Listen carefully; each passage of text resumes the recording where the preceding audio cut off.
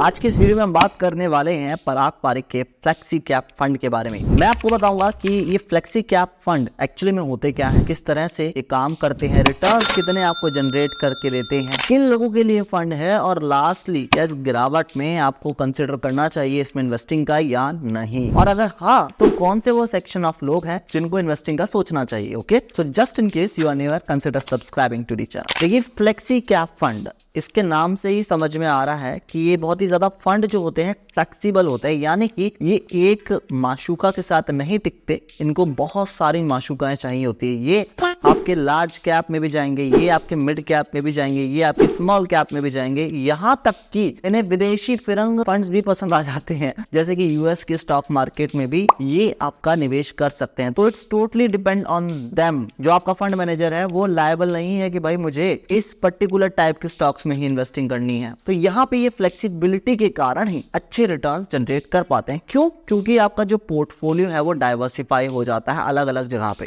Now जो पराग Pareek flexi cap fund है वो 13 मई 2013 को इनकॉर्पोरेट हुआ था और एक मिड साइज फंड है। इनफैक्ट अगर आप मेरे स्क्रीन पे देखेंगे तो 5800 करोड़ का एक मिड साइज फंड है और इसका एक्सपेंस रेशियो जो है बहुत ही अच्छा लगता है मुझे, 0.56% का एक्सपेंस रेशियो। क्या होता है? ये वो रेशियो होता है जो कि आपको म्यूचुअल फंड या इंडेक्स कंपनीज को देना पड़ता है कि भाई आपके ब्याह पे कोई फंड मैनेजर वो लोग हायर कर रहे हैं तो बेवकूफ तो है नहीं, वो आपसे कुछ अमाउंट चार्ज करते हैं और वो इसी अमाउंट को कहते हैं एक्सपेंस रेशियो। अगर मैं 100 रुपए किसी चीज में डाल रहा हूँ, किसी फंड में डाल रहा हूँ और उसमें से 1 रुपया कट रहा है तो मेरे आगे 99 रुपए लगने वाले हैं स्टॉक्स में। वहीं पर एक दूसरा फंड है जो कि 100 रुपए में डाल रहा हूँ, उसमें से 50 पैसे ले रहा है मुझसे काट के, बाकी का सारा मेरा पैसा बाकी आगे स्टॉक्स में लगा रहा है। तो कौन सा मैं फंड प्रेफर करूंगा? तो मैं फंड बी को सिलेक्ट करूंगा क्योंकि इसमें एक्सपेंस रेशियो कम है और सेम चीज यहाँ पे आपको देखने को मिलेगी। अच्छी बात यहाँ पे ये है कि आप यहाँ पे बंधते नहीं है। इसका मतलब ये है कि जब आप इसमें इन्वेस्टिंग करते हैं ना तो ऐसा बंदिश नहीं होती कि आपका जो पैसा है वो लॉक हो गया, जैसे कि ELSS फंड्स में होता है वो 3 साल में आपका जो पैसा है वो लॉक हो जाता है, उससे पहले आप रिडीम नहीं कर सकते, निकाल नहीं सकते। लेकिन यहाँ पर जो है वो 2% का एग्जिट लोड है। इसका मतलब ये होता है कि लेट्स जस्ट से आपने अभी इन्वेस्टिंग करी, आज के दिन आपने इन्वेस्टिंग करी और 3 से 65 दिन से पहले आपने अपना पैसा निकाल लिया, 2% का आपको एग्जिट लोड चार्ज देना पड़ता है। ये जितना कम हो उतना अच्छा है। सेम अगर आपने 365 दिन के बाद ये पैसा निकाला तो आपको 1% चार्ज देना पड़ेगा। अब मिनिमम इन्वेस्टमेंट हम कितने रुपए से शुरू कर सकते हैं? तो भाई आप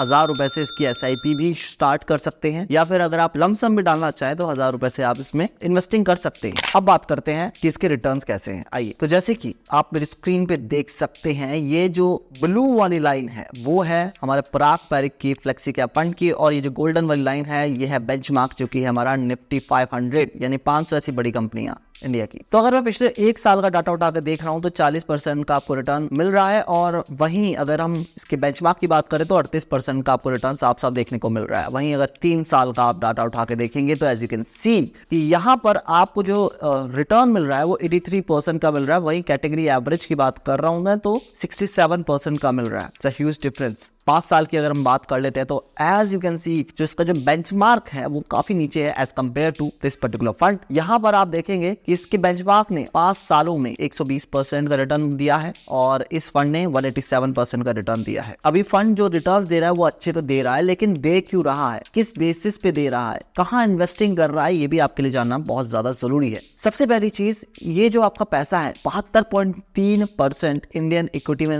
लगाता है, यानी कि इंडियन स्टॉक मार्केट में लगाता है, और उसमें से भी 49.74 ये लार्ज कैप स्टॉक्स में लगाते हैं जी, 6.17% ये आपका मिड कैप में लगाते हैं, और बाकी का 7.09% आपका स्मॉल कैप स्टॉक्स में लगाता है। ना सिर्फ इतना, ये सिक्योरिटी की तरफ भी इंक्लाइन रहता है। ये क्या काम करता है, आपके पैसे का कुछ अमाउंट डेप्थ में भी लगाता है और गोल्ड में भी लगाता है। जनरली होता क्या है कि जब स्टॉक मार्केट डूबता है तो आपका गोल्ड आपको संभाल लेता है, और इसी वजह से आप देखेंगे कि इस फंड के जो रिटर्न्स है वो काफी ज्यादा कंसिस्टेंट है, एकदम से डिप नहीं आता है। अगर हम बात करें इसकी होल्डिंग्स की ना कि कौन से स्टॉक्स रख रहा है, तो सबसे ज्यादा होल्डिंग आपको HDFC बैंक की मिलेगी। इसका मतलब ये है कि फाइनेंशियल सेक्टर से रिलेटेड जितने भी स्टॉक है उसमें ज्यादा आपका पैसा लगता है, जैसे कि HDFC बैंक 7.93% का एलोकेशन ये रखता है। इसके बाद आ जाता है Bajaj holding and investment, then energy में ये लोग आ जाते हैं, देन ऑटोमोबाइल इंडस्ट्री में भी इनका इंक्लिनेशन है, एंड देन ऑफ कोर्स थोड़े से रिटर्न अच्छे करने के लिए इन्हें टेक्नोलॉजी में भी घुसना पड़ता है। अब बात कर लेते हैं कुछ की रेशियोज के बारे में। तो देखो अगर की रेशियोज में चले तो अल्फा जो है इसका 8.22 का है। 8.22 का अल्फा मतलब थोड़ा ये एग्रेसिव है, और बेंचमार्क जो है इसका 5.16 का है। इसका मतलब ये है कि ये थोड़ा ज्यादा रिस्क ले रहा है आपके रिटर्न्स को जनरेट करने के लिए। शार्पे रेशियो ये वो रेशियो होता है कि भाई